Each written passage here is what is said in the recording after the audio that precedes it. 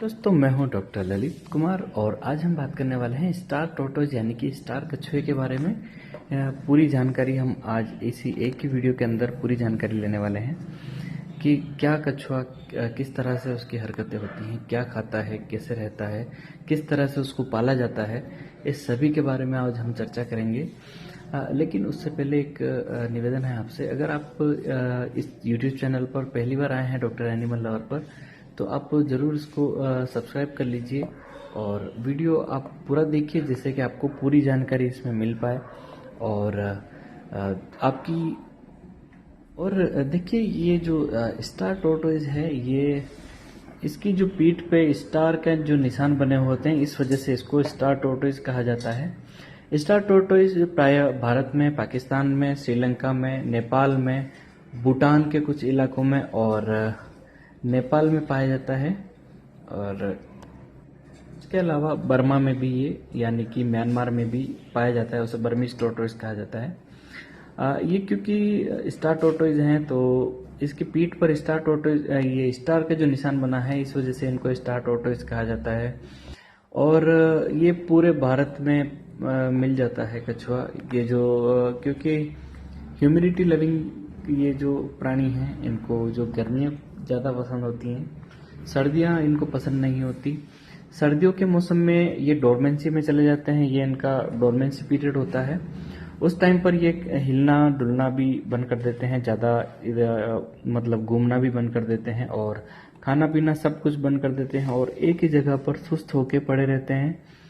और ये सारी एक्टिविटी ये बंद कर देते हैं उस टाइम पर, ना ही कुछ खाते हैं ना ही ये हिलते हैं। तो कई लोगों को ये टेंशन भी हो जाती है कि हमारे कछुए को अचानक क्या हो गया, कल तक तो ठीक था और अभी ये अचानक इस तरह से बिहेव करने लग गया कि जिससे कि टेंशन होने लगती है कि कछुए को क्या हो गया अचानक।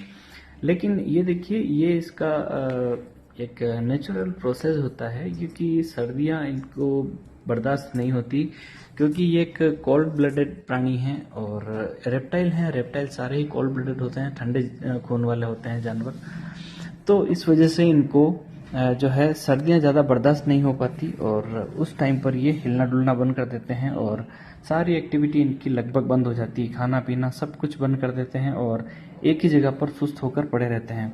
तो उस टाइम पर क्या केयर की जाए इनकी, तो सबसे अच्छी बात यह है कि अगर आपका छोटा कछुआ है तो उसको आप इंडोर रखिए और उसके लिए यूवी लाइट का ज़रूर उसके लिए प्रबंध कीजिए। इसके अलावा अगर कछुआ बड़ा है, अगर उसको अगर इंडोर नहीं रखा जा सकता, अगर वो आउटडोर ही रखा जा सकता है, ज़्यादा बड़ा कछुआ है, तो उसको क्या कीजिए सर्दियों में, क्यों दिन भर की जो धूप है उसको धूप में रखिए और जब रात होने लगे तब उसको इंडोर ले लीजिए और उसको कुछ ओढ़ा दीजिए ताकि उसको ज़्यादा ठंड नहीं लगे। क्योंकि ठंड के मौसम में जो सब कछुए के जो किलर मौसम है सबसे, वो ठंड का मौसम है। ठंड का मौसम ये बर्दाश्त नहीं कर पाते हैं क्योंकि ठंडे खून के जीव हैं, रेप्टाइल्स हैं। तो इस वजह से इनको जो कोल्ड ब्लडेड हैं उनको हमेशा ही जो इंडोर रखना चाहिए या ऐसी व्यवस्था करनी चाहिए जिससे कि उसमें उसको गर्मी मिल सके। बात करते हैं गर्मियों की, तो गर्मियों में ये बहुत ही अच्छे से सरवाइव करते हैं और गर्मियों का मौसम इनके लिए बहुत ही अच्छा माना जाता है, क्योंकि गर्मियों में ये फुल्ली एक्टिव रहते हैं। उछल कूद करना, घूमना फिरना, खाना पीना सब कुछ बहुत अच्छे से करते हैं। और गर्मियों के मौसम में एक इनके लिए पानी की व्यवस्था रखनी चाहिए। और गर्मियों के केयर के लिए मैंने एक वीडियो भी अपलोड किया है, तो उसका लिंक भी मैंने डिस्क्रिप्शन बॉक्स में दे दिया है। आप डिस्क्रिप्शन बॉक्स में जाकर उसका लिंक चेक कर सकते हैं गर्मियों के बारे में। और बात करें कछुआ, अगर एक साथ अगर बहुत सारे कछुए भी रखे जाएं तो ये एक जो है सोशल टाइप के जीव हैं, जो कि एक दूसरे के साथ में रहना पसंद करते हैं। अगर एक कछुए के साथ दूसरा कछुआ रख दिया जाए या बहुत सारे कछुओं को साथ में भी रख दिया जाए तो ये आपस में कभी लड़ते नहीं हैं और साथ में घुल मिल कर रहते हैं। ये एक परिवार की तरह, एक फैमिली की तरह रहते हैं और बहुत ही शांत स्वभाव के जो है ये कछुए होते हैं। तो और ये अच्छे से घुल मिल कर आपस में रहते हैं, कभी नहीं झगड़ते हैं। और अब बात करें कि इनके जो दुश्मन कौन है, कछुए को किन जीवों से खतरा है, तो कोयल जो होती है, एक पक्षी है कोयल, एक कौवा है यानी कि क्रो, इसके अलावा जो चील, काइट और जो बाज, ईगल जिसे कहते हैं, वो है, एक गिद्ध है। इसके अलावा ये जो इस तरह के जो पक्षी हैं, मांसाहारी पक्षी हैं, इनसे इसको खतरा रहता है कि वो इसके लिए अच्छे नहीं हैं, वो इसके दुश्मन हैं। इसके अलावा सबसे बड़ा इसका जो दुश्मन है, सबसे हाई रेटिंग जिसकी कही जा सकती है, वो है चूहा। चूहा इसका सबसे बड़ा दुश्मन होता है। चूहा, अगर एक छोटा सा चूहा भी है तो वो आपके बड़े कछुए को आसानी से मार सकता है। इसीलिए आप अपने कछुए को ऐसी जगह पर रखिए जहाँ पर उसको चूहों से कोई खतरा नहीं हो। अगर आउटडोर भी आपने रखा है, आपने अगर लॉन में भी रखा है कछुए को, गार्डन में भी रखा है, और अगर वहाँ पर चूहे आते हैं तो वो आपके कछुए के लिए बहुत ही जानलेवा साबित हो सकता है। तो इसीलिए आप ध्यान रखिए कि कछुए को जब भी आप बाहर रख रहे हैं तो रात के टाइम पर उसको कुछ ऐसी व्यवस्था कीजिए कि या तो उसका कुछ छोटा सा घर बना दीजिए जिसके अंदर की उसको सुला के उसको बंद करके रखा जाए ताकि उसके अंदर चूहे नहीं घुस पाएँ।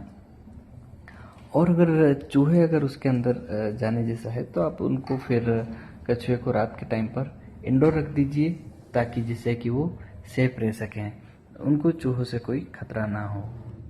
और इनको किसी और चीज़, किसी जीव से कोई खतरा नहीं होता है। बिल्ली, कुत्ते वगैरह इनको कोई नुकसान नहीं पहुंचाते हैं और ये सामान्य मित्र होते हैं। लेकिन चूहा है जो है वो सबसे बड़ा दुश्मन होता है।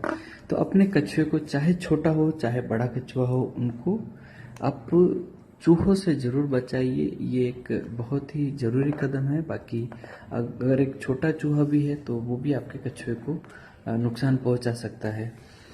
तो अब हम बात करते हैं कि अगर इतना बड़ा कछुआ है तो उस छोटा चूहा कैसे कर सकता है। तो जो चूहा है उसके पीछे की तरफ से उसकी पूंछ को नुकसान पहुंचाता है, फिर धीरे धीरे इसके शरीर के अंदर चला जाता है और फिर वो कछुए को ख़त्म कर देता है। इसीलिए कोशिश कीजिए कि आप अपने कछुए को रात के समय पर इंडोर रख दीजिए या फिर बाहर ही कुछ ऐसी व्यवस्था कीजिए जिसमें कि चूहा अंदर नहीं जा सके। अब बात करते हैं कि कछुओं में क्या क्या बीमारियां हो सकती हैं। तो देखिए, सबसे पहली बीमारी जो है कछुए की है आँख से पानी निकलना, आँख में सूजन होना, और इसके अलावा है नाक में से पानी बहना, कोल्ड हो जाना, कफ हो जाना कछुए को। और जो आँख से पानी बहना और आँखों पे सूजन होना, ये एक उसके लिए बहुत ही पीड़ादायक स्थिति होती है, बहुत ही कष्ट देने वाली एक सिचुएशन उसकी है। जबकि उसकी आंखों में बहुत दर्द होता है और वो धीरे धीरे उसकी आंखों पे सूजन इतनी ज़्यादा बढ़ने लगती है कि वो आंखें भी नहीं खोल पाता और बहुत तकलीफ में रहता है। इसके अलावा दूसरी बात है कि जब उसको नाक में से पानी आने लगता है धीरे धीरे, और वो उसके जो लंग्स हैं वो भी उस पर इन्फेक्टेड हो जाते हैं, लंग्स में भी इन्फेक्शन हो जाता है, तो उसका भी ट्रीटमेंट करना बहुत ज़रूरी है। तो ये आँखों से पानी आने के बारे में और नाक से पानी आने के लिए जो समस्या है उसका समाधान, उसको किस तरह से इलाज किया जाए, उसके लिए मैंने लिंक जो है डिस्क्रिप्शन बॉक्स में दे दिया है। आप ज़रूर चेक कीजिए, वीडियो अपलोड किया हुआ है मैंने पहले से। आप वो ज़रूर वीडियो देखिए ताकि जब भी आपके कछुए को किसी तरह की समस्या हो तो आप उसका समाधान अपने घर पर ही कर सकें। बात करते हैं तीसरी जो है समस्या कछुओं के अंदर, वो मोस्टली जो है कॉन्स्टिपेशन की समस्या हो जाती है। कॉन्स्टिपेशन यानी कि कब्ज की समस्या उनको होने लगती है, जिससे कि वो मल त्याग नहीं कर पाते हैं और फिर धीरे धीरे वो उनको पेट में दर्द होने लगता है और फिर वो खाना खाना बिल्कुल बंद कर देते हैं और सुस्त से हो जाते हैं, बिल्कुल घूमना फिरना भी बंद कर देते हैं, खाना बिल्कुल बंद कर देते हैं। तो इस तरह से वो परेशान भी होते हैं। तो उनको कॉन्स्टिपेशन की समस्या में क्या खिलाना चाहिए और किस तरह से उसका ट्रीटमेंट किया जाए, उसका वीडियो मैं पहले अपलोड कर चुका हूं और उसका लिंक भी मैंने डिस्क्रिप्शन बॉक्स में दे दिया है।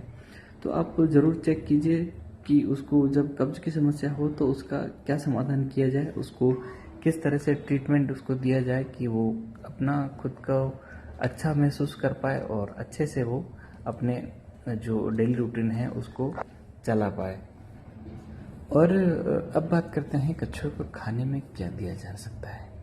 तो खाने में आप सभी तरह के मौसमी सब्जियां यानी कि seasonal vegetables and seasonal fruits आप इनको खिला सकते हैं। थोड़ा सिट्रस फ्रूट्स है वो थोड़ा इनको कम खिलाना चाहिए, और इसके अलावा लगभग आप सभी तरह के जो इनको वेजिटेबल्स हैं, सीजनल वेजिटेबल्स और ग्रीन लीफी वेजिटेबल यानी कि हरी पत्तेदार सब्जियां, सभी तरह के पत्तेदार सब्जियां इनको आप खिला सकते हैं। और सिर्फ जो बीट रूट है यानी कि चुकंदर है वो इसको नहीं खिलाना है। इसके अलावा सभी तरह की आप उसको वेजिटेबल्स खिला सकते हैं, फ्रूट्स खिला सकते हैं। सिर्फ जो ऑरेंज टाइप के और इस तरह के जो सिट्रस फ्रूट हैं वो इनको ज़्यादा नहीं खिलाना चाहिए। बात करते हैं कि कछुए को क्या नहीं खिलाना चाहिए। तो क्या है कि कई बार लोग अपने कछुए को अच्छा खाना देने के लिए बहुत से अलग अलग से जो है उस पर एक्सपेरिमेंट करते हैं। कई लोग उसको बिस्किट जो है वो पानी में गीला करके भी देते हैं, दूध में भी गीला करके देते हैं, पनीर भी खिला देते हैं। तो इस तरह की जो है हमें नहीं करना चाहिए। और बात करते हैं, कई लोगों को ये भ्रांति होती है कि क्या कछुए को टमाटर खिलाना चाहिए या नहीं खिलाना चाहिए, अगर खिलाना चाहिए तो कितना खिलाना चाहिए, और नहीं खिलाना चाहिए तो क्यों नहीं खिलाना चाहिए। तो देखिए, कछुए को टमाटर आप खिला सकते हैं। जो टमाटर जो है वो विटामिन ए का सोर्स है, तो कछुए के लिए अच्छा होता है। लेकिन ये जब ज़्यादा अगर अगर उसको कछुए को अगर टमाटर की लत लग जाए तो फिर कई बार क्या होता है कि वो टमाटर के अलावा कुछ खाता ही नहीं। तो और ये जो है टमाटर इसके शरीर को किस तरह से इफ़ेक्ट करता है कि जो उसके कॉन्स्टिपेशन की समस्या कर देता है और गैस्ट्रिक प्रॉब्लम कर देता है। तो टमाटर कछुए को कितना खिलाना चाहिए उस पर भी मैं एक वीडियो बना चुका हूँ, और उसका लिंक भी मैंने डिस्क्रिप्शन बॉक्स में दे दिया है। क्योंकि रिक्वेस्ट आई थी मेरे पास कि कई बार कि पूरा एक वीडियो बनाइए जिसमें कि कछुए की पूरी जानकारी हो। तो इस वजह से मैं ये पूरा एक लंबा वीडियो बना रहा हूँ जिसमें कि कछुए की पूरी जानकारी मैं देने की कोशिश कर रहा हूँ। लेकिन हो सकता है कि कोई अगर टॉपिक छूट जाए तो आप ज़रूर कमेंट करके बताइए, तो मैं उसका बहुत ही जल्दी उसका रिप्लाई करने की कोशिश करूँगा। बात करते हैं कि कछुए का रिप्रोडक्शन किस तरह से होता है। कछुए को जो है आगे कछुए, बहुत सारे कछुए किस तरह से होते हैं, उसके बच्चे किस तरह से होते हैं, उनका मीटिंग किस तरह से होती है, और जब अंडे देते हैं या बच्चे देते हैं इसके बारे में बात करें तो देखिए, इनका जो है मीटिंग का कोई सीज़न नहीं होता। ये लगभग साल भर ही इनकी मीटिंग हो सकती है। लेकिन जो रेनी सीज़न है, बारिश का मौसम है, उस टाइम पर मीटिंग इनकी सबसे ज़्यादा होती है। और उसके बाद में जो एग ले का टाइम है वो भी बारिश के मौसम में भी होता है, और सर्दियों के मौसम में भी एग ले कर देते हैं। तो एग ले करने का जो समय है, बारिश का मौसम भी है और जो सर्दियों का मौसम है उस टाइम पर भी है। और अब बात करें कि जब कछुआ अंडा दे देता है तो उसको किस तरह से हम संभाल के रखें, क्या उसको मिट्टी में दबाएं, क्या करें उसके लिए। तो उसके लिए अगर आपके ज़मीन पर है, आपने घर पे रखा हुआ है कछुआ, तो आप उसको ज़मीन में नहीं दबाइए।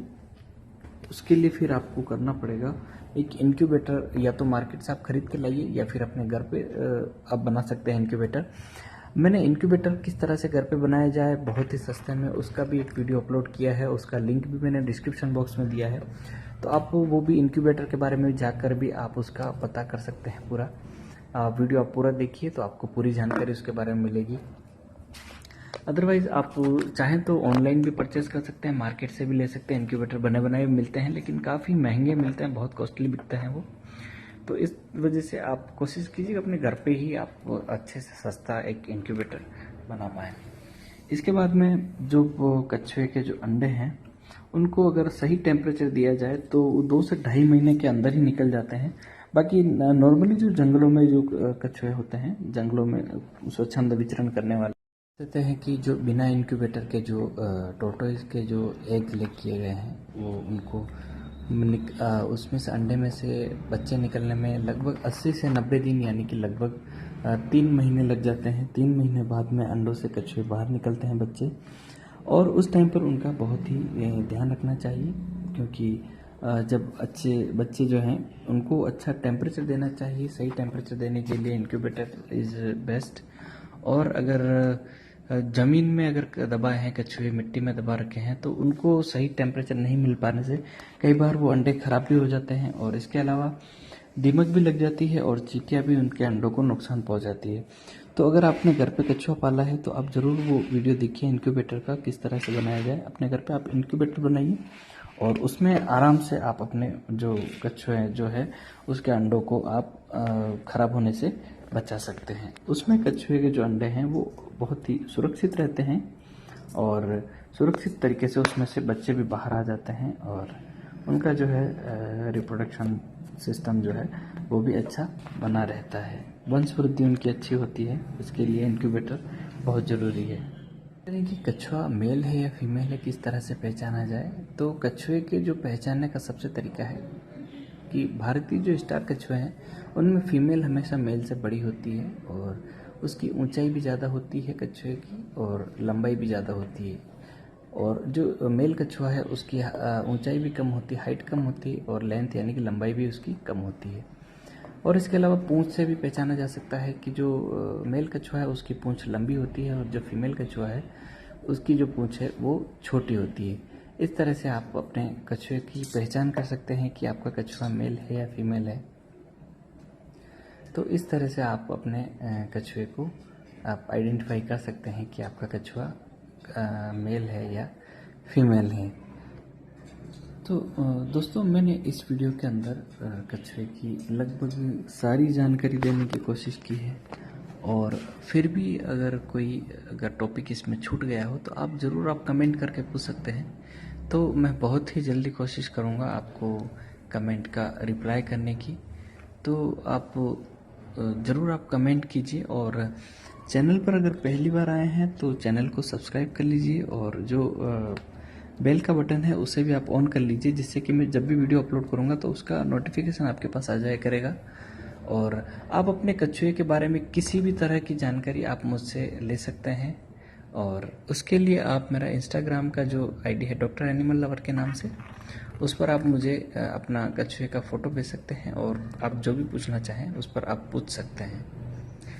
तो और दोस्तों उम्मीद करता हूँ कि आज की जो जानकारी है आपको अच्छी लगी होगी और आपके लिए ज़रूर हेल्पफुल साबित रही होगी आपके कछुए की अच्छी हेल्थ के लिए।